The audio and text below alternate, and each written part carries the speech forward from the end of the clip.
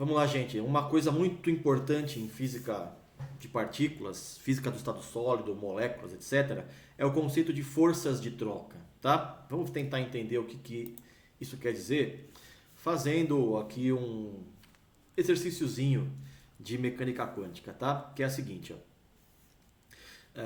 A motivação para isso é a necessidade de simetrização e antissimetrização, além do spin que vai entrar na conversa depois, tá? Isso tem consequências muito profundas, tá? Então eu vou usar este exemplo unidimensional aqui para ilustrar o efeito de forças de troca, tá? Então vamos pensar no seguinte, ó. Digamos que eu tenho uma partícula no estado psi-A e outra no estado psi-B. Estes dois estados sejam normalizados, ortogonais entre si, e vamos desconsiderar spin por enquanto, tá? E aí vamos dividir o problema em três, dependendo do tipo de partícula que você tem. Partículas distinguíveis, diferentes entre si, partículas que exigem a parte espacial da função de onda simétrica, que é o que a gente estava vendo até aqui, né? A gente pode ter uma função de onda simétrica ou antissimétrica, então partículas indistinguíveis nesse caso, né? E o outro caso é quando eu tenho uma parte espacial da função de onda antissimétrica, né? Esses dois casos aqui são para férmions e bósons. O caso primeiro é o caso de partículas distinguíveis entre si. Tudo bem? Bom, daí vamos montar a função de onda em cada caso. O caso de partículas distinguíveis, basicamente, é o produto dos dois estados ali, com a primeira partícula no estado psi-A, posição x1, segunda partícula na posição x2, estado psi-B. Se eu tenho uma função de onda espacial simétrica, eu tenho que usar esta combinação linear aqui com o sinal positivo, né? E aqui está o fator 1 sobre raiz de 2, que eu tinha comentado antes, que vem do exercício 24, que é a normalização, né? Se a função de ondas, a parte espacial da função de onda é antissimétrica, eu uso o sinal negativo na combinação linear. Tá? Então eu tenho essas três opções aqui de função de onda para um sistema de duas partículas. E eu quero calcular agora o valor do o valor do quadrado da separação esperado, tá? Entre essas duas partículas, né? Basicamente eu tenho então isso aqui, né? Eu tenho a primeira partícula na posição x1, eu não sei exatamente onde ela está, estou chamando de x1. A segunda na posição x2. Esse aqui é um delta x. x2 menos x1 ou x1 menos x2, né? Eu quero calcular o valor disso ao quadrado.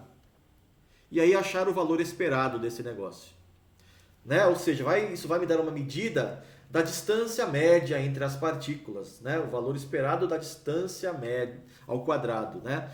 O quadrado aqui é para não importar se o x1 é maior do que x2 ou vice-versa. Não interessa. Só interessa o valor ao quadrado, que é sempre positivo, né? Então, esta separação quadrática média, né? Esse é um nome mais bonito, né? Para isso que eu acabei de dizer, separação quadrática média, é o x1 menos x2 ao quadrado, médio, né? Ou esperado.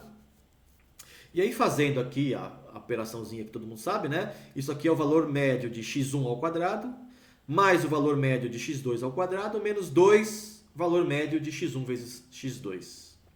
Tá? E eu vou calcular isto daqui, né? Ou esta expressão aqui, né? Para os meus três casos aqui. Partículas distinguíveis, bósons e férmions. Tudo bem? Então vamos lá. Eu tenho que calcular então o x1 esperado ao quadrado, x2 esperado ao quadrado e o valor esperado de x1 vezes x2 para jogar nessa expressão aqui. Vamos começar com o caso mais simples, partículas distinguíveis, né? A gente sabe que calcular o valor esperado de alguma coisa é fazer o sanduíche, né? Ou seja, calcular esta integral aqui. Repare que eu tenho esta função de onda. A função de onda, né? É o psi-A x1, psi-B de x2. Essa daqui é a função de onda que depende das duas partículas. Tá? Para calcular o valor esperado de x1 ao quadrado, né, que eu estou precisando aí, eu tenho que calcular o sanduíche, fazer o psi x1, né, psi. E qual é este sanduíche? É a integral do psi estrela x1 psi. Só que a integral é de uma função que depende de duas variáveis, né? Então eu tenho que integrar nas duas, percebe? Então isso daqui, na verdade, é uma integral dupla. É uma integral em x1 e em x2. É uma integral dupla, certo? Porque a função de onda depende das duas variáveis. Então eu tenho que integrar em todo o espaço em x1, né? E em x2. Tudo bem? Tirando esse detalhe, não muda muita coisa do que a gente já sabe, né? Bom, vamos calcular então aqui, ó. A integral está aqui, ó. Você tem aqui, ó, o psi estrela, né? Que é o psi a estrela, psi b estrela. Aqui seria o x1 ao quadrado, perdão, né, gente? É o x1 ao quadrado, né, que eu estou integrando. Daí vem o x1 ao quadrado e o psi. Então, assim, o método é o mesmo de sempre. Só o detalhe da integral, que tem que ser dupla, porque eu tenho duas variáveis, duas partículas, né, basicamente. Bom, aí, ó, reparem que eu posso dividir essa integral dupla em duas integrais simples, porque eu tenho uma parte que depende apenas de x1. Ó. Então eu tenho aqui o x1 ao quadrado, e aí eu tenho psi a estrela de x1, psi b estrela de x1. Né? Perdão, gente, aqui está errado, porque aqui é 2, tá? Ó, perdão, deixa eu corrigir. Aqui é o 2. Eu vou colocar o PDF correto lá no Google, tá? Perdão por isso. Esse aqui, ó, é o psi a x1, psi b x2, psi a x1, psi b x2, né? Então eu tenho o que depende de x1? Vamos lá, né? Tem o x1 ao quadrado, o psi a estrela e o psi a, que depende de x1. Ou seja, o módulo ao quadrado de psi1. Certo? E o que depende de psi2? O psi b estrela e o psi b, que é x2 aqui, né? Psi b. Ou seja, módulo ao quadrado de psi b. E eu separo então em duas integrais. Uma integral em x1, outra integral em x2. Bom, esta integral aqui é 1. Porque o estado é um estado de partícula única, de um problema de partícula única, que está normalizado em princípio. Está dito aqui, né? Esses estados, psi a e psi b, estão normalizados e são ortogonais entre si. Então a gente está usando o fato de que eles estão normalizados. Esta aqui é a integral que nos dá a normalização do estado, tem que ser igual a 1. Já isso daqui, ó, eu posso chamar do valor esperado de x ao quadrado no estado A. Percebe? Ó? Porque eu estou fazendo uma integral aqui em x1. Ao final da integral não vai mais depender de x1. Vai depender apenas de qual era o estado A que eu estou considerando aqui. Então isso daqui, né, é o valor esperado de x ao quadrado quando uma partícula está no estado psi A. Certo?